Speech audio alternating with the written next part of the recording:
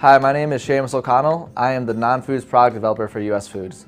I'd like to discuss commercially compostable products.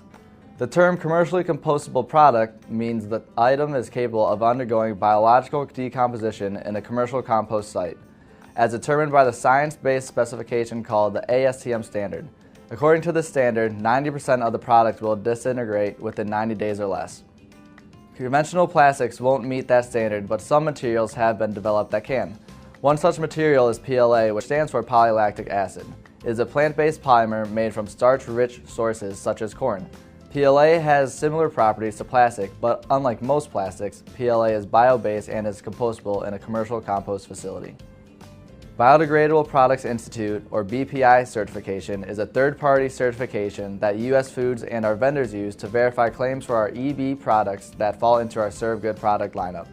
BPI applies science-based testing to verify that products will compost in commercial facilities without leaving toxic residues behind. Look for the BPI logo on applicable products.